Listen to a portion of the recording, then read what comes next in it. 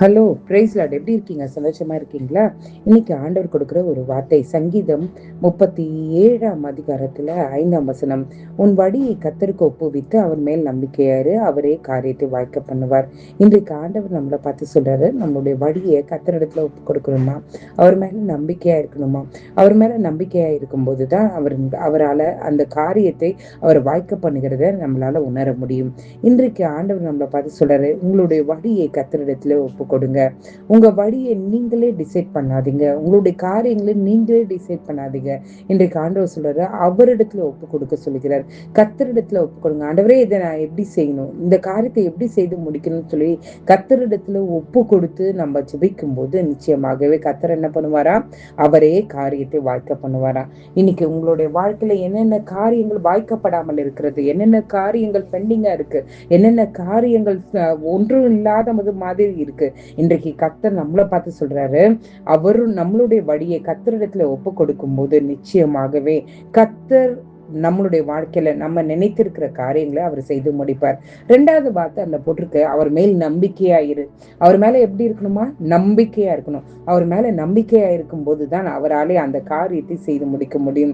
இன்றைக்கு நம்ம ஆண்டவரே உன் மேல நம்பிக்கையா இருக்கும் நம்பிக்கையா இருக்கும்னு சொல்லிட்டு நம்மளே காரியங்களை செஞ்சுட்டு இருந்தானா நம்மளுடைய வாழ்க்கையில என்ன பண்ண முடியாது, மாற்றங்களை பார்க்க முடியாது. இன்றைக்கு கர்த்தர் நமக்கு கொடுக்கிற ஒரு வார்த்தை, நம்மளுடைய வழி கர்த்தரிடத்துல ஒப்பு கொடுப்போம், அவர் மேல நம்பிக்கையா இருப்போம். அப்பொழுதுதான் கர்த்தர் நம்மளுடைய வாழ்க்கையில நம்ம அந்த காரியங்களை அவர் வாய்க்க பண்ணுகிறத நம்முடைய கண்கள் காணும், நம்மளுடைய நாவு சாட்சி சொல்லும். இன்றைக்கு உங்களுடைய வாழ்க்கையில சாட்சியை பகர வேண்டும் என்று நீங்கள் விரும்பினால், உங்களுடைய வாழ்க்கை சக்சஸ் ஆகி இருக்கணும்னு என்று நீங்க விரும்பினா, நீங்க செய்ய வேண்டியது வாழ்க்கையை கர்த்தரிடத்துல ஒப்பு கொடுங்க, அவர் மேல நம்பிக்கையா இருங்க, கர்த்தரை காரியத்தை வாய்க்க பண்ணுவார். ஜெபம் பண்ணலாமா? எங்களை நேசிக்கிற நல்ல பரமபிதாவே, அப்பா எத்தனோ பேருக்கு லக்கியத்தை நீர் எங்களுக்கு தந்தீரே, உமக்கு நன்றி. ஆண்டவரே, எங்களுடைய வழியை உம்மிடத்துல ஒப்பு கொடுக்க ஆண்டவரே எங்களுடைய இருதயத்தை பக்குவப்படுத்தும். ஆண்டவரே, நாங்க ஆண்டவரே எங்களுடைய திறமையோ எங்களுடைய காரியங்களோ ரொம்ப பெருசா நாங்க பேசிட்டு இருந்தா எங்களை தயவாய் மன்னிங்க.